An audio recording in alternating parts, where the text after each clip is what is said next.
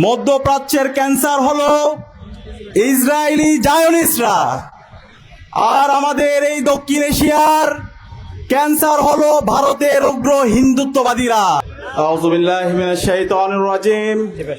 বিসমিল্লাহির রহমানির রহিম। বাংলাদেশ ইসলামী ছাত্র শিবির ঢাকা মহানগরের উদ্যোগে ভারতের মুসলিম স্বার্থবিরোধী ওয়াকফ চুক্তি পাশের প্রতিবাদে আজকের মানববন্ধন উপস্থিত বিপ্লবী ছাত্র জনতা, সম্মানিত সাংবাদিকবৃন্দ, আসসালামু আলাইকুম ওয়া রাহমাতুল্লাহি ওয়া বারাকাতুহু। প্রিয় ছাত্র জনতা, আপনারা জানেন মধ্যপ্রাচ্যের ক্যান্সার হলো ইসরায়েলি জায়নিস্টরা, আর আমাদের এই দক্ষিণ এশিয়ার ক্যান্সার হলো ভারতের উগ্র হিন্দুত্ববাদীরা। আমাদের এই দক্ষিণ এশিয়ার ক্যান্সার হলো গুজরাটের কসাইরা। আপনারা জানেন 1947 সালে আমাদের এই উপমহাদেশ ভারত ভাগ হয়েছিল।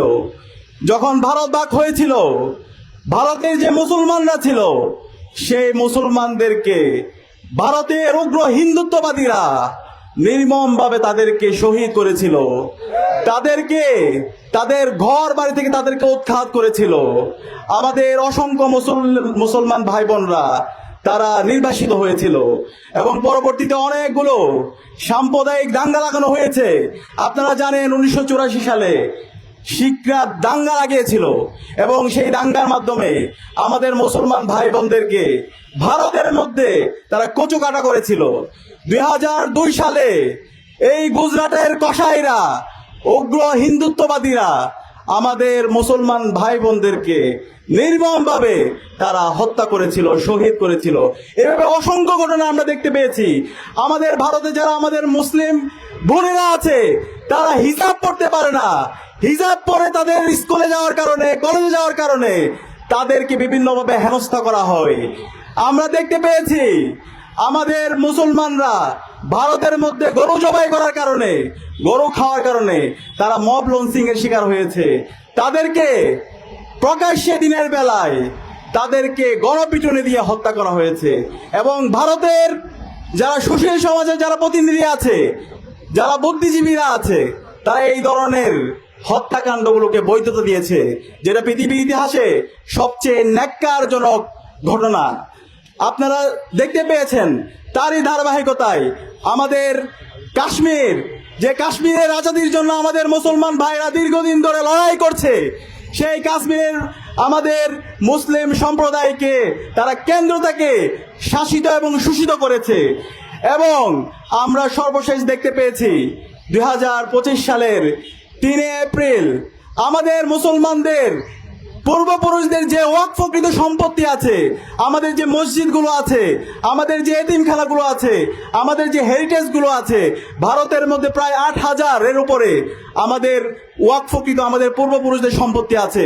আমরা যদি সেটা জায়গা হিসাব করি, প্রায় 10 লক্ষ একর, সেগুলোকে তারা আজকে অবৈধভাবে তারা এখানে হিন্দুত্ববাদীদের এজেন্টদেরকে তারা নিয়োজিত করেছে এবং মুসলমানদের ওয়াকফকৃত সম্পত্তিগুলোকে তারা জোরপূর্বক দখল করতে চাচ্ছে। মুসলমানদের কালচারকে, মুসলমানদের হেরিটেজগুলোকে তারা ধ্বংস করার জন্য ষড়যন্ত্র চক্রান্ত করছে।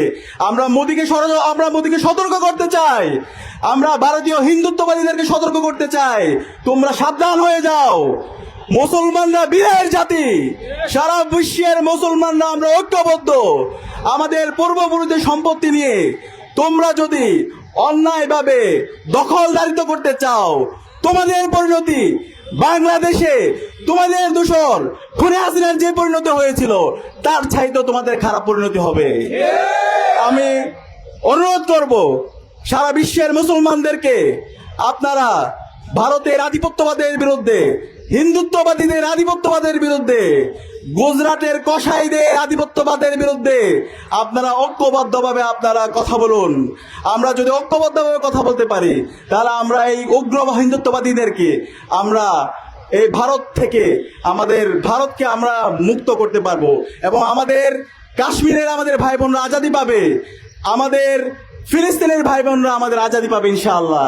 সে কারণে আমাদের সবাইকে অনুরোধ করব, আমরা ঐক্যবদ্ধতার সাথে সকল অন্যায়ের, সকল জুলুমের আমরা প্রতিবাদ করব। এবং এর পাশাপাশি আমরা বলতে চাই, গুজরাটের কসাইকে বলতে চাই, তোমরা বাংলাদেশের গণহত্যাকারী, শিশু হত্যাকারী খুনি হাসিনাকে তোমরা জায়গা দিয়েছো, এবং তোমাদের যে মিডিয়া আছে সেই মিডিয়ায় ক্রমাগতভাবে তোমরা বাংলাদেশের বিরুদ্ধে বিভিন্ন ধরনের অপপ্রচার চালাচ্ছ। বাংলাদেশে যে সাম্প্রদায়িক সম্প্রীতি আছে সেই সাম্প্রদায়িক সম্প্রীতিকে নষ্ট করার জন্য তোমরা ক্রমাগতভাবে বিভিন্ন ধরনের প্রপাগান্ডা চালাচ্ছ। কিন্তু বাংলাদেশের আপামর ছাত্র জনতা যথেষ্ট তারা সচেতন। আমাদের এই দেশের যে দীর্ঘদিনের সাম্প্রদায়িক সহাবস্থান আছে, সাম্প্রদায়িক যে সৌন্দর্য আছে, সেটা আমরা বিশ্বের বুকে নজির স্থাপন করবো ইনশাআল্লাহ।